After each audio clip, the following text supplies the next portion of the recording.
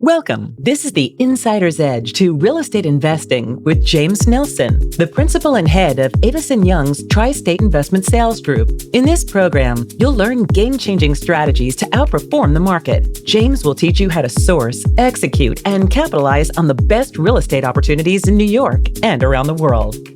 This podcast is for educational purposes only and should not be relied upon for investment decisions. The opinions expressed are those of the guests and not their companies. Listeners should not act upon the information without first seeking appropriate advice from an accountant, lawyer, or other professional. Welcome, everyone, to episode number 210 of the Insider's Edge to Real Estate Investing. I'm your host, James Nelson. I'm principal and head of Tri-State Investment Sales for Avison Young. Really excited today to have with us Cat Greenleaf. You might remember that name. She was host of NBC's hit show Talk Stoop. I had the opportunity to meet Cat at the New York City Expo conference, where I was also a speaker. If you haven't checked that one out, definitely worth a while looking for it. Cat had the chance to interview me there, and so I started learning about what she's been up to and said, look, you have to come on our show. Cat, who's creator and host of the podcast Soberness and founder of the Restorative Housing Organization, turns distressed waterfront properties into affordable housing, providing employment opportunities on site to formerly incarcerated New Yorkers. You know, everyone, I love this mission. We have definitely had other guests on this show who are mission driven. You know, look, I think one thing that all of our guests share in common is their willingness to give back. Just by coming on this show and sharing knowledge, let's not take that for granted. I think some out there, they try to keep things to themselves, right? And they don't want to share, whether it's their business plan. So I'd say that all of our guests, are generous and they're willing to share, and certainly in their charitable acts. But I think when you take your entire business focus to making it mission driven, it's really something that we should all consider. You're going to hear about how Cat renovated and she restored houses, how she created these affordable housing and waterfront properties, and she's going to share her journey of working in television and broadcasting, interviewing celebrities along the way. Now, as always, you can find out how to connect with Cat at jamesnelson.com. You can also find show notes there, the weekly columns that we put forth on Forbes, helpful video series, and we're going to have some exciting things to roll out this year, so you're going to want to make sure and sign up for that newsletter as well. We're going to take a brief word from our sponsor, and we'll get right into that discussion with Cat Greenleaf. A different approach to putting our clients first. Avison Young's Tri-State Investment Sales Group sells multifamily, office, retail, development, and specialty sales throughout the New York metro area. As experienced thought leaders in their industry, our 35-member group is available to help you make informed investment decisions by advising you on your current holdings or identifying new opportunities in the marketplace. Our one unified team is built on an industry-unique platform which promotes unparalleled collaboration and teamwork. We share core values of hard work, integrity, and expertise. We put our clients first, providing tailor-made strategies to achieve superior results. Please visit us at aytristateinvestmentsales.com and follow us on Twitter, LinkedIn, and Instagram at JamesNelsonNYC to learn more. All right, welcome everyone. Here today with Cat Greenleaf, who is a veteran TV personality and host, best known for a long-running series, Talk Stoop, where she interviewed and entertained actors, musicians, politicians, and other notable folks. But she's done a whole bunch more, and we're going to get in today's show talking about her podcast, Soberness, and we're also going to talk about, most importantly, for purposes of real estate, her new nonprofit, the Restorative Housing Organization. So, Cat, thanks so much for joining with us. Thank you so much for having me. So, Cat, I've got to say, you are clearly the veteran, the pro here. So I was a little bit nervous coming into this. You are the master at interviewing. So I appreciate the compliment before. I'm just so glad that you agreed to do this. So thank you. Oh, and I love listening to your podcast. Really clear information. Your guests all seem very comfortable. And that's the mark of a great host, when you make your guests comfortable. Well, thank you. I really enjoy it. And I always learn so much and was just fascinated. And again, we connected at the New York City Expo and got to talking, and then I realized, oh wait, there's a lot more that you do here than real estate. You said, should we still do this interview? I said, yes, absolutely, when I heard about this. But I just think it would be, just for context, I think it would be fun for those of you who have not followed you or have seen your show, maybe talk a little bit how you got into TV. If I'm not mistaken, you started off, I think it said, as an airborne traffic reporter. So I'm envisioning that you're like up in a helicopter or something. Is that what was going on? It was a Cessna plane, okay, which is sort sort of like, I don't know if that's better or if that. It felt very much like a Yugo with wings. Like it was a very rickety ride up there, but I loved it. So that was out in San Francisco, and I was on the air for KGO News Talk Radio, and it was so cool. I mean, I got to watch the sunset over the Santa Cruz Mountains and under the Golden Gate Bridge, and just a really cool taste of that city. However, my sense of direction is non-existent, completely non-existent. So it was a short-lived job, but I loved it. And then I took my middling traffic skills here to New York. And I was on New York 1. I did their rail and road report, which was, gosh, I wish I could say I was better at it. I was fine, but traffic wasn't really my forte. So once I realized I probably needed to expand out of that if I was going to be useful in this world, I went into features reporting, because New York City and people's lives herein is what really rings my chimes. Wonderful. Well, I want to hear a lot more about that, but I've got to ask about New York 1 and still watch them. And there's still such a great source for information here in New York. There's really nothing else like it. I mean, how much of that did you kind of absorb just being there and speaking to the other reporters? I mean, you must have been really dialed in with what was going on in the city. Well, I wish I could say that's how it was, but I was actually in a satellite studio on 57th and 5th, just right up the street here. And I wasn't around anyone. I was in my own little tiny room. Even back then? I know. I just thought there was like a big, the buzz of it all. Right. Well, that's what I was hoping for. And then I realized, like, no, you're kind of in a closet in the back of an old office building, and it wasn't the glamorous newsroom you'd expect. But then I made it over to Channel 4 to NBC, and that was that. Got it. I love being in the newsroom, the energy, the buzz, everyone running places. Like, it's really I don't know how it is now, but when I first got started, it was really that way. And I thought that was so cool. My husband works for CBS, and it's the same over there. Amazing. So how did you come up with the idea of Talk Stoop? Well, we had moved over to Cobble Hill, Brooklyn, and was lucky enough to score a house with a great stoop where I used to sit all the time and just take in the neighborhood and the neighbors who had been there for ever and ever. And we had a great seltzer delivery man and a great UPS guy. And I just thought it was so cool. And I wanted to get their stories. And I don't like leaving the house. So I pitched it at work. And, well, like you were saying before, with everyone busy in the newsroom and all the buzz, I pitched it, and like no one said anything. They didn't respond. They didn't look up. They were busy doing other things. So I just started shooting it, and it took off pretty quickly. Wow. It took off because of the Taxi TV. Do you remember those? Oh, yeah. I mean, I guess they still have them, but in the beginning, there wasn't any programming. And so first I did features and then Talk Stoop on that. And everyone was taking cabs then. It was before you were looking down at your phones for video. And it was the original kind of out-of-home video experience. And what were you trying to capture? What were you trying to get out of these interviews, and kind of what was kind of the thought process and the mission behind it? Well, people come on shows like that because they're promoting something, generally. So I wanted to give people that platform. And then I just want to ask everything. Don't you, as an interviewer, don't you just want to know everything? So what was the goal there? Everything was the goal. I wanted to know how they got where they were, how it feels being there, what the surprises are of being a famous person. Actually, it wasn't about celebrity in the beginning. Again, it was I wanted to interview the UPS guy and Eli, the seltzer guy.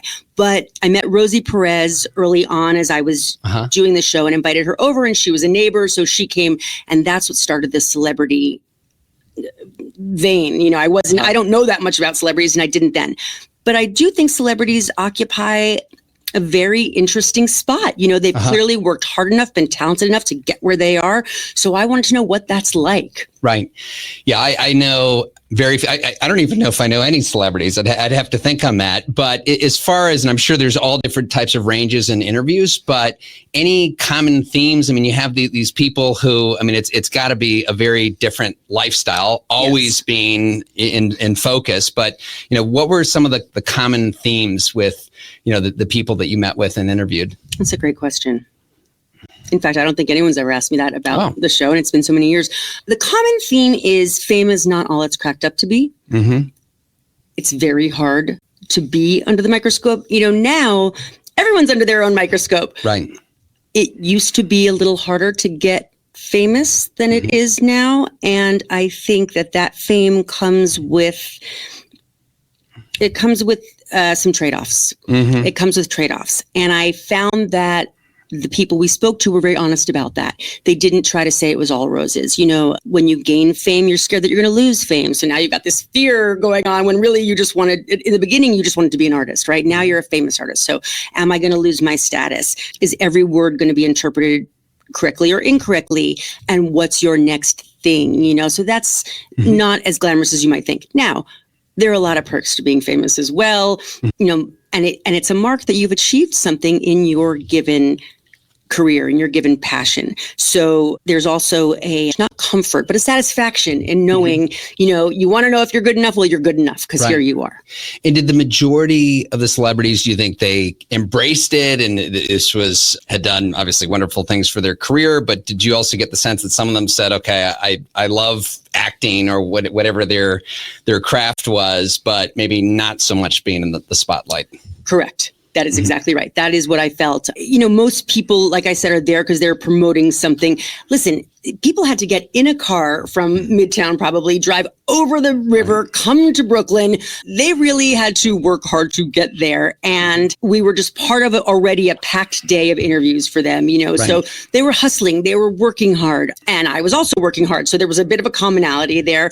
But in truth, did they want to be schlepping around the city and being asked the same questions again and again? Maybe not, but they were troopers. And there wasn't, besides a very few people, everybody seemed pretty happy to be on the show and pretty decently happy with their life. Well, that's good to hear. Yeah. So, and back then, do you feel like it was different in that you could have the opportunity to have a long form conversation, get to know people better? I mean, I feel like today in the world of social media, like everything is in, memes and, if it's longer than 30 seconds, I mean, everybody has such a short attention span. So do you think we've lost that? Oh, gosh. Yeah, I do think so. I really do. I mean, if you're interested in something, I guess you'll stick around and listen longer. But my own attention span is shrinking by the moment. I feel like everybody's is. But you just hit on something that was important. I loved doing that show because we could really stretch out. People were very rarely like, I gotta go, right? Whereas now on my new show, people's windows seem a little bit shorter. But I so enjoyed the luxury of literally leaning back on the stoop, and what can I come up with next? It was very free form and I really enjoyed that.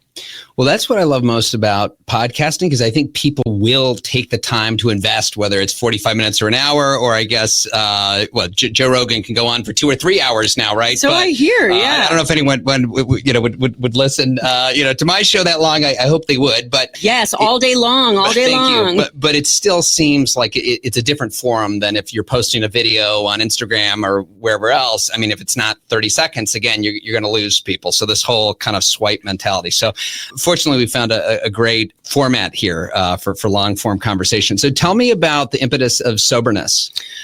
Well, I have been sober about 11 years.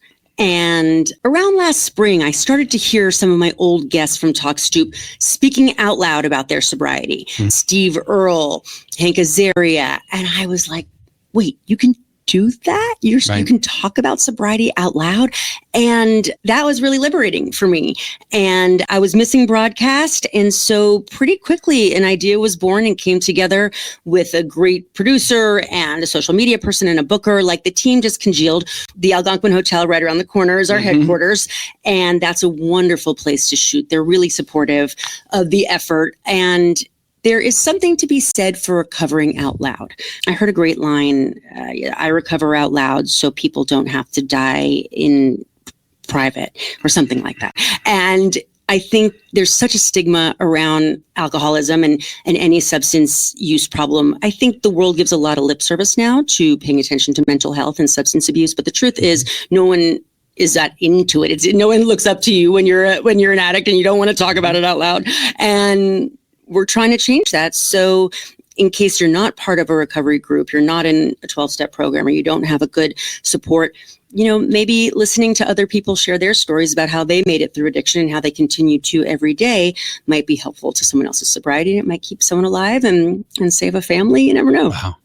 No, that is wonderful to hear. And you're so right that a lot of it is not out there for people to hear and to discuss. It's usually kept, more private if you just don't hear, again, discussions about mental health. And so that's really wonderful that you're doing this. Now, it says that your podcast talks about recovery of any kind. So what kind of, when you say any kind, what are you referring to? I mean, look, there's the classics, right? Yeah. There's booze, drugs, food, Right. sex, money.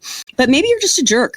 maybe you've lived life as a jerk and you need to recover from that. Right. You know, I'm all about harm reduction and making your life more manageable for you and your family. And then it's the ripple effect, right? If your life becomes more manageable, you become an easier person in your family. Well, then your family becomes easier for the people around them, and so on forth and so on. And so what have I heard people recovering from so far? Yes, being a jerk. A lot of emotional addictions. I'm hearing it's interesting. A lot of people who sit across from me on my show, they come in to talk about booze or drugs or food, but it really ends up, it's about relationships, whether it was their primary relationships with their parents or their partners, their friends. And so I think a lot of people are working on emotional sobriety right now, which was not something I expected when I started. And what have you learned so far as, you know, for those who've recovering, what are the habits, what are the ways that they've found their way to recovery? Okay. Many people transfer their addictions to things like exercise or work. If only I could transfer my addiction to exercise, that would be amazing. But that's not been my experience. There's sort of two camps, right? There's the camp that ascribes a magical element to it all, you know, whether it's your higher power or, you know, I couldn't do this without God, or a lot of people really feel that way. Then there are other people who feel like it's a grind and a decision every day. And I rely on myself and I rely on my own support. I exist in the middle of those two things. You know, I do believe in God. I've always believed in God, but I believed in God when I was drunk too. So that isn't really it. For me, it is a decision every day. I want my life more than I wanted that, more than I do want that. So that's been how I get through it. With other people, a lot of people rely very heavily on their support groups, whether that's a 12-step, a church, just other like-minded people, which I think is great. I'm such a loner that I don't necessarily find my recovery in groups as much as I just find it on my own. But I would imagine sharing your story, sharing other people's story, once you've put it out there, do you believe that that's helpful to the process? Yes, I absolutely do. One of the best parts of my life right now is I bring recovery meetings to formerly incarcerated men and women in East New York and also to folks in prison. And getting to work on recovery there with people who are often there because of their addictions has not only helped my recovery, but I am hoping helps them when they come out to not go back to that life, so they never have to return to prison again. Wow. And how are you introduced to that world? I mean, I can imagine you just, you know, show up at Rikers and say, hey, is there people who need help? And, you know, so how does this work? Well, what happened was on my 10-year anniversary, I realized I really wanted my 10-year sober anniversary. I wanted to share. And listen, when I was drinking, I am embarrassed to admit that I've gotten behind the wheel after having had drinks, and that knowledge haunts me every day. And there, but for the grace of God, go I, that nothing terrible happened while I was drunk. But for many people in prison, that's not the case. Their addiction led them to cause horrible accidents, and terrible things have happened. And I've always felt it could have been me. I could have been one of those people. And so maybe this feels like a penance, but addiction can happen to anyone, and your life can go sideways in the blink of an eye. And I really feel that when I'm with these incarcerated individuals, and I wanted to help them right the ship. Wow. Well, really appreciate your sharing this, and I'm sure for the audience too. And this is a real estate show. We typically don't get into these types of topics, but you're here, and I figured, you know, you have such an incredible background. So we really appreciate your sharing. So we'll now get to the real estate part for those listening, and because I want to talk about the Restorative Housing Organization. And it's interesting because what you just talked about, kind of going in and working with recovering alcoholics, addicts, and the prison system, is that kind of, it sounds like to me with what you're doing, which is providing affordable housing, you know, Section 8 vouchers, that's kind of some of the audience that you're serving? So is that how that happened, that you were out working with these people and they say, wait a second, you know, they're getting out of prison, but they don't have a place to live. I need to figure out how to find permanent housing. Is that how this all? Sort of. Here, I'll take you back. Good. Okay. So Well, let me just say that I come from a long line of New York City real estate lovers. My great-grandfather and my grandfather did a lot of building in Long Island, South Brooklyn. I moved to Coney Island just over 6 years ago, only to realize that that is where they had done a lot of their building in Sheepshead Bay and Manhattan Beach out in Brooklyn. And I hadn't really known that before. So I do feel like when I moved out to the beach, I came back to my roots a little bit. And, they were very early developers in this town. And anyway, I fell in love. I fell in love with the history. I fell in love with the life. And I don't know if you ever had the chance to live on the beach, but it is the most remarkable way to live a life, especially when you're 35 minutes from Midtown Manhattan. I spend 95% of my day looking at my husband saying, can you believe it? I mean, still, can you believe it? Can you believe live here? Can you believe it? I can't believe it. And the amount of peace and understanding that comes from being with the ocean all that time. Anyway, it's a mind blower. And I wanted to share it. I thought it couldn't just be for us. We live in a tiny community called Seagate, where I feel like we are the lucky few, and I wanted to share it. So how can I share it? What I do have done real estate investing for our family over the years in a very tiny way. So I thought, well, I have some time in my hands. We had sold our brownstone in downtown Brooklyn, so I had a little bit of money to invest. So I wanted to test the concept of, could I bring waterfront living to the widest audience possible? And that would be Section 8 voucher holders. I mean, listen, as far as I've heard, we're the only waterfront Section 8 housing going right now in the 5 boroughs.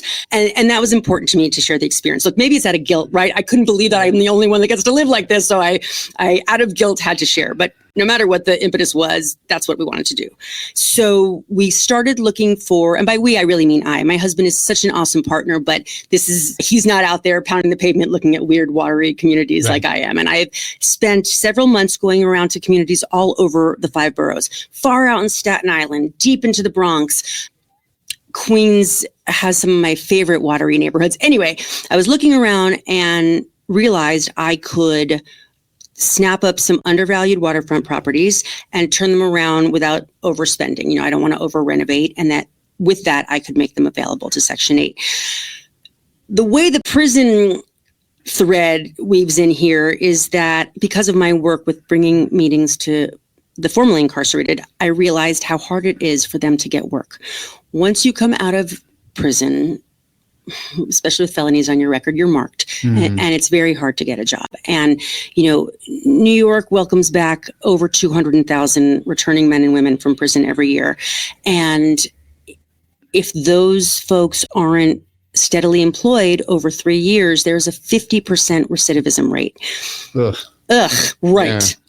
And the impact it has on families and communities, it is so destructive. So I wanted to combat that in a little way and see if it would work out. So I set up sort of a training program for formerly incarcerated men and women. We work with 2 organizations, the Osborne Association and the Fortune Society. And they work to train and vet these men and women, and then they come to me. So for our first mission, we found a place in City Island in the Bronx. Are you familiar with City Island? Yes. I love City Island. And isn't that where America's Cup originally was built and sailed out of? Oh my God, there you go. A little history for you. Yes, Okay. It's so true. And there's still some sailmakers there. It's still tons of boat yards, and it's just the coolest. I really love it. So we found a little bungalow property there right on the Long Island Sound. So 3 homes. I mean, bungalows sort of makes them sound little. They're not little. They're really sizable. They're 3 bedrooms and 3 of them. So I hired my first crew of formerly incarcerated men, and I opened it to women, but no one showed up. So I hired in pairs of 2 to do like first the demolition, then the construction, then the planting. And I tried to spread the work over as many people as possible. Did they have any experience, or you were training them on the job? Well, look, no one should trust me to train them in construction. They came with a little bit of knowledge, but what I did was I was able to find a formerly incarcerated contractor who would set up his own business, who's dedicated to helping returning citizens. So he was the trainer, is the trainer. And step by step, we renovated this campus and we got rid of all the chain link fences and the overgrown lawns. And we turned it into a really lovely community with 3 homes. 2 out of 3 are now open to Section 8. And we're turning the other one over at the top of the year. Wow. I love this mission on so many levels. Obviously, delivering permanent housing, such an amazing thing for those who might not be able to qualify for it otherwise. But it seems like you're really training them for life and giving them hard skills for the future as well. So is the thought process and maybe working with this contractor that maybe you could get more of the formerly incarcerated employed? Yes. So our first big grant that came through the Little Red Hen Foundation this year allowed me to really institutionalize the training program aspect of it. We just finished our new website. I'm really hoping to bring in enough money, at least for 2025, that I can have a more robust training program, because that's what it's about. I could turn a house around pretty quickly for Section 8, using anyone, but it's being able to train people with the kind of skills they need to get jobs. Again, it's really hard for these folks to find good work. Employers are afraid of what their conviction record means and what it'll bring to their job site.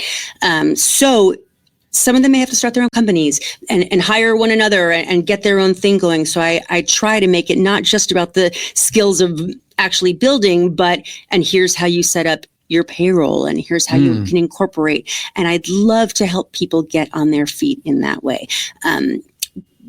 Because if not, 1 out of 2 goes back to prison, and that's not a good statistic. No. So maybe taking a little bit of a step back on how you set up this not-for-profit, because the hope here, first of all, it's amazing to have our audience learn about what you're doing, and I want to talk later about how they can support your efforts. But someone might be listening to this right now saying, okay, I'm a pretty successful for-profit developer, and I love this idea of having a not-for-profit arm, right? And so what was that? It doesn't sound like you ran a not-for-profit before. So what was the process like to figuring out how to do this? Okay. So great question. So I just wanted to keep going. We self-funded the first 2 projects because we believed in it and I wanted to make sure that it worked. And once, I hired enough guys and put enough people into Section 8 homes, I realized, this is real and I can do it. So, but I wasn't sure how to get investors for a company. And I really didn't, if I don't know my way around nonprofit, I really didn't know my way around starting a for-profit real estate and construction business. So I thought, well, if people can donate to it, maybe that's an easier way to go than for me to try to raise actual funds. So the process to set up a nonprofit is straightforward, but laborious. It's a lot of paperwork. You can hop online, do that. I hired a guy to help me just get the right documents in order. It's a mission statement, and you set up a board, and it's truly not that challenging. There's so many nonprofits out there, which shows you that, people can do it. So you set that up, and then usually it can take up to a year to get your 501c3 status. Ours came through in less than 2 months. I'm not sure what happened, who smiled on us from above, but that happened. So now we have our 501c3 status, and you can start bringing in money. Wow. Yeah. Okay. So, but you've been self-financing this. So now you're doing this through a not-for-profit vehicle, right? So when you have to acquire the property, and then you're paying for the construction and, hard costs and labor. So now this is all going through the not-for-profit P&L. Okay. That's right. So yes. So now where we're at now is I have to purchase the next property. We've done everything we can at this City Island campus. We have maxed it out. We've turned one of our waterfront house, which is really my very favorite. We turned that from a 1-bedroom to a 3-bedroom. That was our project most recently this summer. And we moved in a new family of 4 Section 8 voucher holders. So that was really exciting. But now I'm kind of maxed out on space there. Okay. So now I need to find my next property. And again, we really only look at undervalued things that need a great deal of work. That's how I can afford them. So for our next project, I can get into a mortgage, as long as I can get into a mortgage and pay for a very basic set of renovations and training program, I can do it. The goal I think I set for this year is $350,000. So it's not big, obviously. It's amazing that you can do that on the waterfront. You would think, even in City Island or some of these areas, that's still... I'll give you an example. So when I was looking the last time around, I was having a really hard time finding anything for under $450. Which I know these numbers sound tiny, like, oh, well, $450, you should be able to find a house for that. Not on the waterfront, and It's not got to in the be on the 5 boroughs. waterfront to be true to the mission. To be true to the mission, although You got to be able to see the water. Yes, Okay. exactly. Okay. And although I was just thinking to myself this morning, I could also be water adjacent, for my next project if I can't find something right on the water. But listen, I've been able to, so who's to say I can't? Okay, so I was looking around and I found a place in Queens that had been sitting on the market for a long, long time at $450. So that tells me that, there's some room for negotiation. So I went in, and it is in the craziest neighborhood called Meadowmere Park. Have you ever heard of this? No. Okay. So But I know there's a lot of waterways in there, Marine Park and all these, waterways that work that go through Queens. Yeah. Yes, very cool, weird, channels. So this is on Hook Creek, it's called. Okay. Basically, when you're landing at JFK and you think, what's going on down there? Who lives there? This house. All right, so good. Meadowmere Park is about 800 homes, half of which are on the Queens side of Hook Creek, half of which are on the Long Island side. The Long Island side has like paved roads and is really nice. Like the Queens side's a little rougher, which is why I love it. So I was able to pick that up for $350. Brought in a crew of formerly incarcerated folks who actually lived on the property while we did the renovations. I think I put in $25,000, and then that's amazing that you can actually renovate a house for. Is that because I'm sure are you're going, you're sourcing your materials? Yes. I don't know if you're going to Home Depot or where you're finding supplies. Obviously, the labor is at a competitive rate. Yes, the labor's at a competitive rate. Although I pay. I think it's not skilled craftsmanship. You're not hiring a master craftsman. Correct. Yes, that's right. Yeah. Okay, so it's what you look for in the house. I don't do houses with mold. I don't do houses that need, since these houses are by the water, they're on stilts. So I want to make sure that the foundation is in good shape, that the stilts are steady. So I know what I'm looking for. I've been at this a while, so I know what I'm looking for in terms of the house. So as long as the house meets and here's the other thing, I like an older home. Why? Because if this house has stood the test of time by the water in New York, that's a good house. Right. Well, I was going to ask about that because clearly, Florida, the Carolinas, there's some communities where it just, whatever, if it's sea change, whatever it is, clearly these storms are hitting more and more frequently. It sounds like where you are, there is more protection as far as. Right. Yes. Yeah. Great point. So on Hook Creek, for example, because the Queens side is shielded by the Long Island side, these houses did not go away in Sandy. They stood up. They stood the test of time. City Island also must be positioned in a way that it's safe. Where I live in Seagate in Coney Island, that neighborhood has gone into the ocean a few times over the years, and had to be rebuilt. Our house now is on stilts. And are you still able to insure waterfront? Yes. That's become more challenging. Yeah. Everyone and is that a FEMA thing now? Because I guess at these price points, and usually there's very high deductibles, right, to get that. Is that the risk? Listen, it's the cost of doing business. It hasn't really stood in my way. I think so City Island is an example. Each of those houses, I don't know, it cost me $1,500 a year, $1,600 a year for each house. A lot at all, huh? No. So how are you able to find these areas? Because generally speaking, waterfront is always the most valuable land. So yes, and no. I would assume you go 10 miles away, or even 2 miles maybe along the coast, and you could be talking about numbers at 10 or 20x. So 100%. You've obviously been able to find these pockets where, what are they, just overlooked or? Well, New York City is a water town. We don't think about it, right? Because we're so focused on the more popular zip codes.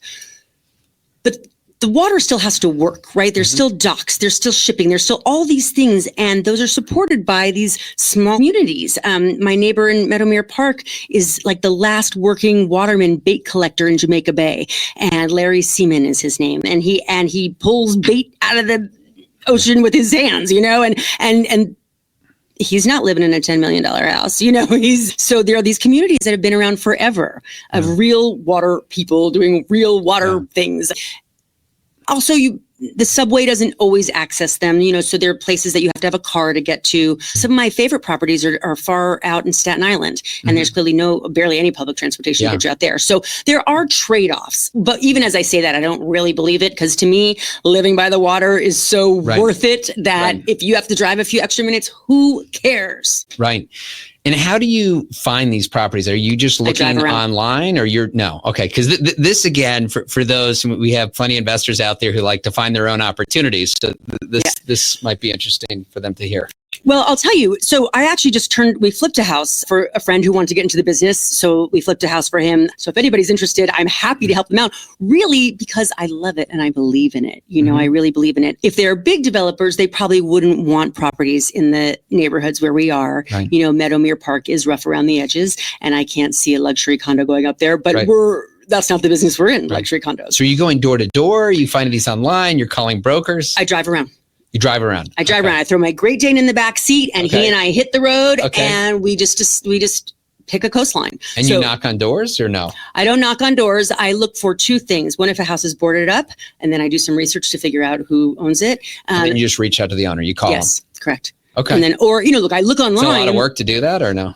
No. No, not really. Every information is so accessible these days. And after at least being on the hunt for so many years, I have real estate agents in each borough that can find anything. So I contact them, and they're generally with smaller real estate outfits. And then they help me figure out what's what. I've done that a lot on City Island, just reached out to random people. So City Island's a really interesting example also, because it's really nice, but so much of the housing there is Section 8, but the cost is a fraction. So if you're not in like a really glitzy water neighborhood, like let's say on Randall's Island, or in Long Beach or parts of Rockaway, the truth is that the prices are not as bad as you'd think. I mean, here's an example for you. We sold our brownstone in downtown Brooklyn about 4 years ago. The cost of our home in Seagate in Coney Island is 1/3 of the cost of our downtown Brooklyn home. Right. My taxes are $3,000 a year to overlook the entire Atlantic Ocean. I mean, it's sort of crazy. So it's not as expensive as you'd think. Now, when you reach out to these owners, do you tell them that you're a not-for-profit? And have any of the owners yet said, hey, this is really wonderful what you're doing, I'd like to help? I don't think anyone's donated a property to you yet. Maybe after listening to the show, maybe they will. Yes, we'll take it. But does it resonate, your mission, and is it helpful in acquiring these properties? I don't know if it's helpful in acquiring the properties. And I do, if I'm being frank, what I've gotten a lot of is, it's really great what you're doing, but not everyone's so happy to have a Section 8 voucher holder move in. Not everybody likes having a bunch of formerly incarcerated men around. I don't make a secret of what I'm doing, so they know who my employees are. Do you have but with your first successful project, I'm sure you could point to that and say, look, here's a success story, and this has worked, and this is what neighbors have. I mean, you obviously got an incredible write-up from the New York Times. That was so exciting. That has to help, right? Yes, of course. That totally helps. You're like, as my husband says, well, if they write it in the New York Times, then it's legit, you're real. So, that was extraordinarily helpful. I was very touched by that coverage. And yes, it does a lot by way of introduction, for sure. But no, not everyone is so thrilled to see me come in. Okay. So I want to talk a little bit more about how the not-for-profit then operates, because again, I'm still hoping that people are going to hear this and say, hey, I want to start up my own not-for-profit arm. I think it's an incredible idea, do a lot of good. So when you're going to buy the property, whether you're getting financing, is the lender now, I mean, do you think at some point you're going to get to a point where you're going to have donations coming in, and you'll be able to point to the not-for-profits track record, and that will help you? I mean, sounds like, is there funding, grants, things that you can tap into for the work that you're doing? I'm sure there are grants. I have not gone that direction yet. I did a stint as a grant writer when I got out of college. That was hard work. Yeah. And but when the time comes, I would like to hire somebody to be able to do that. Yeah. In the meantime, I'm just sort of doing it the way I always did my for-profit real estate investing. Was gather a pot of money, go find what I can afford, and talk a lender into working with me. Okay, so the lender is still looking at your track record. They're looking at you personally and the economics of the deal. Correct. So it has to pencil, right? So do you think about when you rent up the apartment Section 8, are you solving for a stabilized yield on cost? I mean, are you saying, okay, if I know what I'm buying it for, what it's going to cost, and once I get these rents in place, I'm going to get X return? Do you look at it that way? Yes, I do. And here's the secret. You look in neighborhoods where the Section 8 voucher amount is equal to or greater than what you'd make on the open market. Okay. Meadowmere Park, again, as an example. Mm-hmm. It's a 5-bedroom house. Section 8 pays over $5,500 a month for that. Wow. I guarantee you, if I put that on the open market, it would go for half that. So it's a good deal. Huh. And the government pays. Another reason why I like working with the government is that through COVID, through evictions, God forbid, through anything, they pay on the first of the month. You do have to buckle up. It takes a few months for the paperwork and for everything. So you'll have a tenant in place and you're covering their rent for 2 months until you start getting paid. And you're taking vouchers, or is the property actually Section 8 approved? Because I know there's a difference, right? Well, the way it works out is if a voucher holder comes, if any old landlord, you have your unit. I mean, anybody can rent to Section 8 if you want. Right. But in anywhere, the house itself isn't certified Section 8 until the person comes with their voucher. And then the Section 8 reviewers come and they make sure you're up to their codes.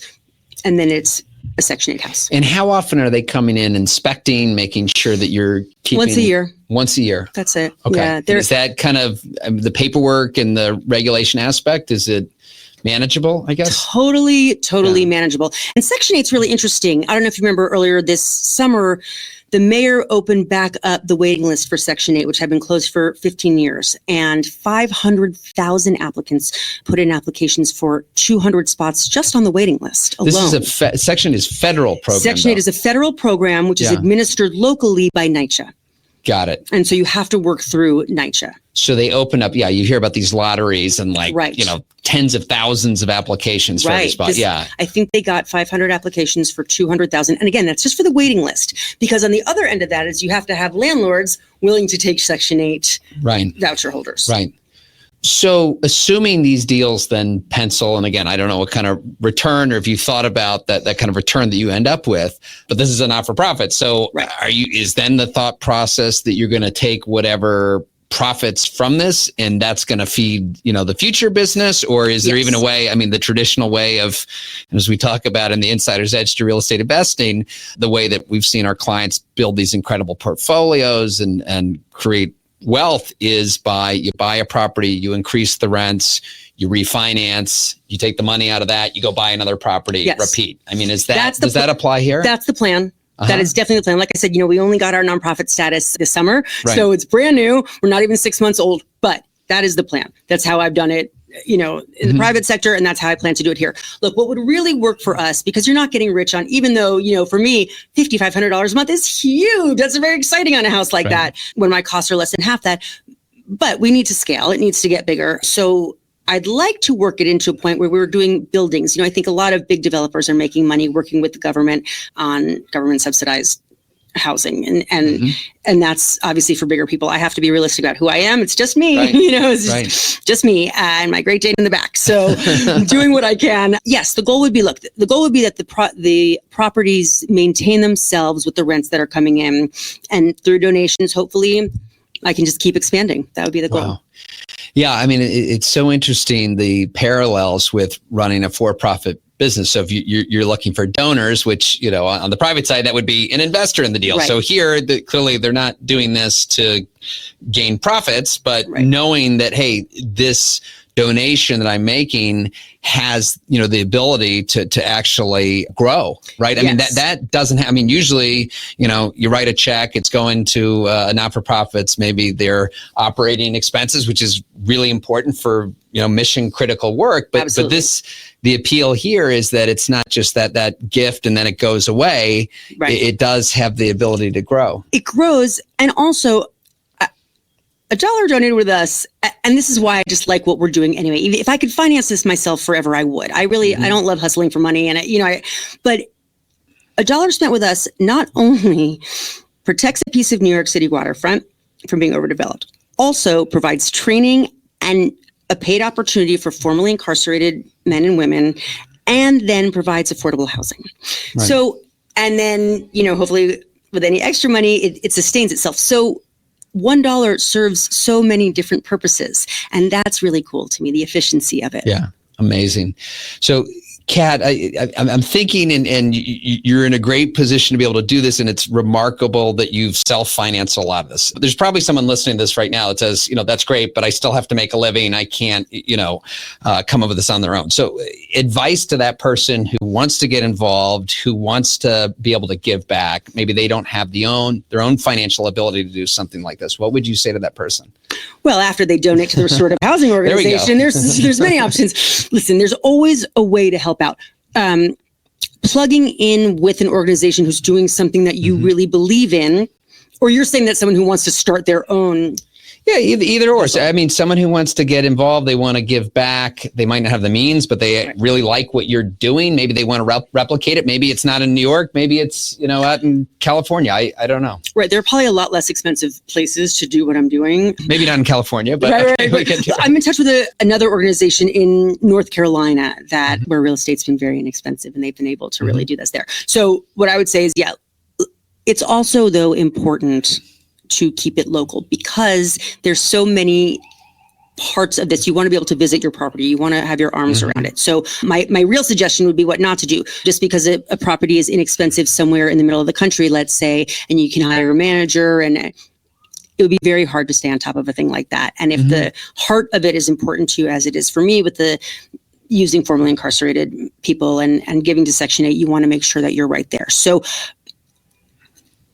I would look in your backyard, and also, if it seems out of reach at the moment, get involved with an organization who's doing the very thing you want to do. See how they do it, and see where your ins are, and support the parts of their organization that really speak to you. It's really fulfilling to put your money where your heart is. Yes. Well, this has been amazing. And as we start to wrap up, and it's actually what I wanted to ask you is your why in doing this. And it should be, fully evident, but I would figure after a really successful TV career, you not only, you live on the beach, you could just, hang out at the beach, and relax. But here I would imagine this is a lot of work. So kind of, what was the why to do this? Clearly the mission, but again, I mean, this is a really conscientious decision where you could be traveling, you could be doing a lot of other things, and you've decided to do this now.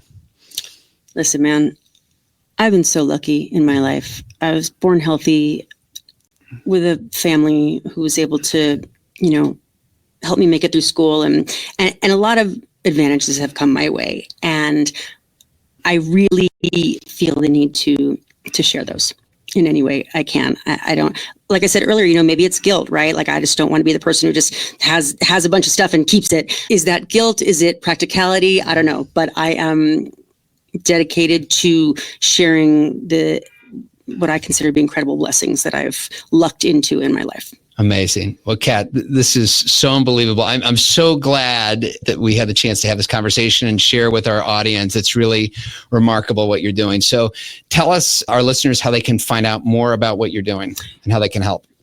Great. Well, our newly unveiled restorativehousing.org, just like it sounds. You can learn about the projects that we've done and what our plans for the future are. And of course, there's a donate button, or email me directly, cat@restorativehousing.org, CAT awesome. at restorativehousing.org.